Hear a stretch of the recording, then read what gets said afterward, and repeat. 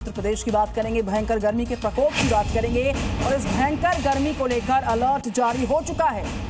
CHC और PHC alert mode पर हैं क्योंकि अस्पतालों में इमरजेंसी टीम को एक्टिव करना पड़ा है। लगातार डिहाइड्रेशन की वजह से बीमार पड़ने वाले लोगों की संख्या बढ़ गई है क्योंकि 2 जून तक अब नौतपा चलेगा, यानी कि पृथ्वी से जो सूरज है वो सबसे पास रहेगा इन 9 दिनों में।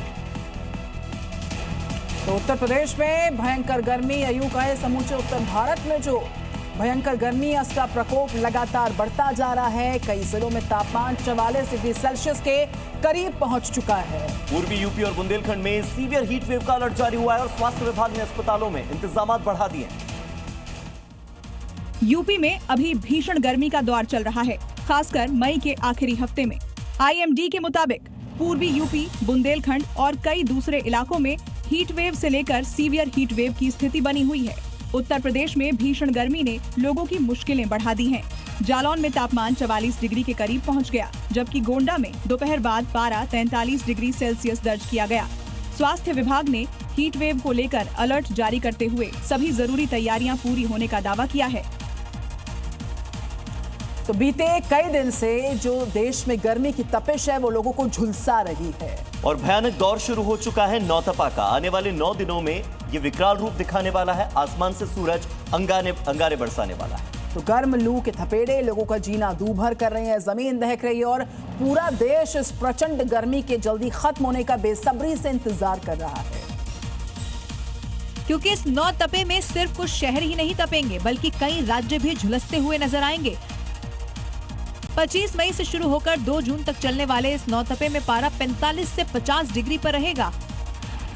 अब इस दौरान आसमान से आग बरसेगी, जमीन तवे की तरह तपेगी, गर्म हवाएं नमी निचोड़ेगी, धरती में दरारें पड़ जाएंगी, सड़कें वीरान हो जाएंगी, जिसका असर ये हुआ है कि राजस्थान, उत्तर प्रदेश, मध्य प्रदेश और दिल्ली के सभी शहरों में पारा 45 से 48 डिग्री के बीच पहुंच गया है। बड़ी खबर उत्तराखंड से है, जहां हीट वेव का अलर्ट जारी हुआ है। 25 मई से लेकर 27 मई के बीच में हीट वेव की आशंका है। हरिद्वार, देहरादून में लू के थपेड़े जो हैं वो परेशान कर सकते हैं, ऐसे अनुमान है। और जो कुल मिलाकर ये हीट वेव का अलर्ट है वो इस आशंका को देखकर जारी किया गया क्योंकि मौसम इस तरीके से नजर आ रहा है कि इन अलग अलग इलाकों में गर्मी की तपिश बढ़ती हुई नजर आ रही है, महसूस की जा सकती है आने वाले कुछ दिनों में।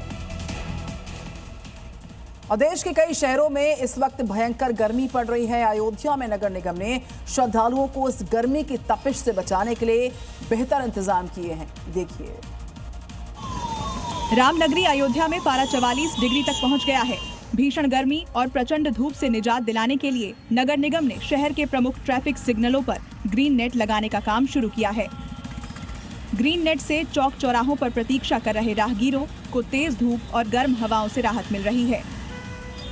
अयोध्या के महापौर गिरीश पति त्रिपाठी के मुताबिक शहर में जल प्याऊ की सुविधा बढ़ाई गई है। आगे भी श्रद्धालुओं के साथ शहरवासियों की सुविधा के लिए नगर निगम काम करती रहेगी।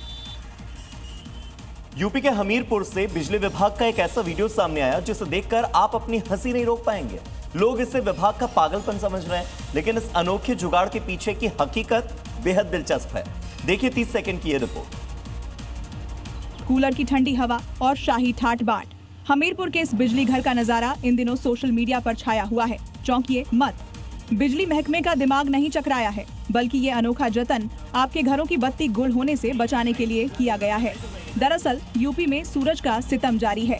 ओवरलोडिंग के चलते ट्रांसफार्मर धू कर जल रहे हैं।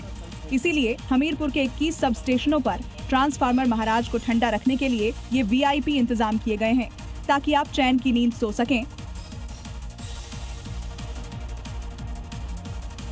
मॉर्निंग सी में आगे दिखाते हैं रफ्तार के साथ राजधानी दिल्ली से जुड़ी हुई 5 बड़ी खबरें।